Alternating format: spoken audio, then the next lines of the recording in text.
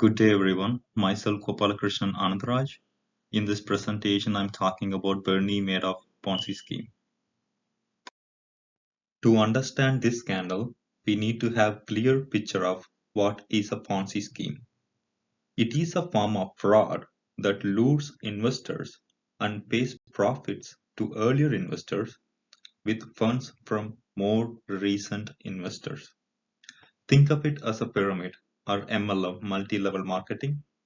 In the picture, you can see that it is kind of a pyramid.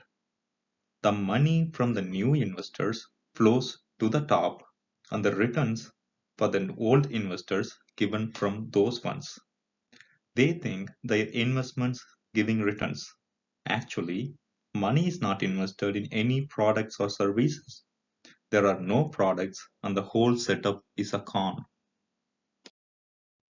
Now you have understood what is a Ponzi scheme. We are going to see the largest Ponzi scheme in the history of Earth. The mastermind of the largest Ponzi scheme was Bernie Madoff. He was born 29th April 1938 at Queens, New York. He was a hedge fund manager at Wall Street and he was one-time chairman of the Nasdaq Stock Exchange. He founded a penny stock brokerage in 1960, which eventually grew into Bernard L. Madoff Investment Securities. He served as the company's chairman until his arrest on December 11, 2008. Members of the Madoff family have served as leaders of the Securities Industry and Financial Markets Association.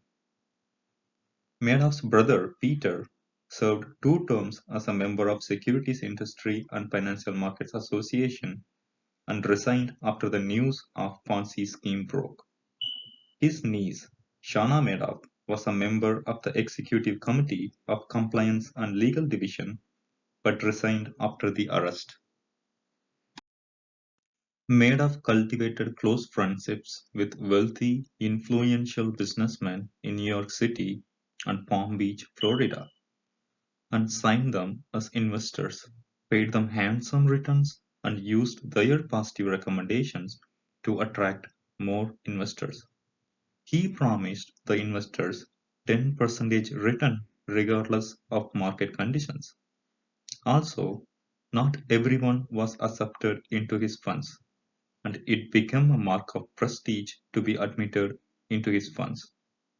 At some point, Madoff attracted investors by claiming to generate large, steady returns through an investing strategy called split strike conversion, a legitimate trading strategy. However, he deposited client funds into a single bank account that he used to pay existing clients who wanted to cash out.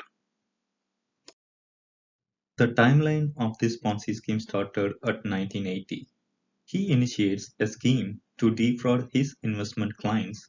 He eventually accepts billions of dollars from individual investors, charitable organizations, pension funds, hedge funds, and others. He claims that his sophisticated trading and hedging strategy will produce investment gains in all market conditions. In mid-2000, financial analyst Harry Marco tried to alert financial regulators to Madoff's fraud, saying his alleged trading strategy would never yield such continuously positive returns. The US Securities and Exchange Commission ignores his warning several times. In 2008, Ruth Madoff withdraws $5.5 million and she withdraws another $10 million on December. In early December 2008, he told his senior employees that clients had requested $7 billion in redemptions. He was having trouble to fulfill the withdrawals. He told his sons that the business was all just one big lie, basically a giant Ponzi scheme. He estimates that fraud to be a $50 billion. Later, it was estimated as $64.8 billion. The major key players in the fraud are Daniel Bonventure, Frank D. Pascali Jr., and David Freeling. Daniel is the director of operations. According to the SEC complaint, he worked for Madoff for at least 3 decades, enabled and helped perpetuate the fraud by falsifying accounting records for years. He was sentenced to 10 years in prison. The second person is Frank T. Pascali Jr. When he pleaded guilty to 10 charges, including Madoff's right-hand man, chief financial officer, said he had ended up being loyal to a terrible, terrible fault. He began working for Madoff after graduating high school and had participated in the scheme for some 20 years. He pleaded guilty. Madoff's longtime outside accountant and the firm's supposed auditor, David Freeling, pleaded guilty for several charges, including securities fraud. He said, "At no time was I aware that Madoff was engaged in a Ponzi scheme." It is not certain when Madoff's Ponzi scheme began. He testified in court that it started in the early 90s, but his account manager, Frank D. Pascali Jr., who had been working at the firm since 1975, said the fraud had been occurring for as long as he can remember.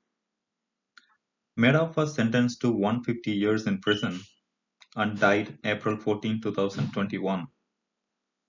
The famous victims are Kevin Bacon, Jeffrey Katzenberg, and John Malkovich.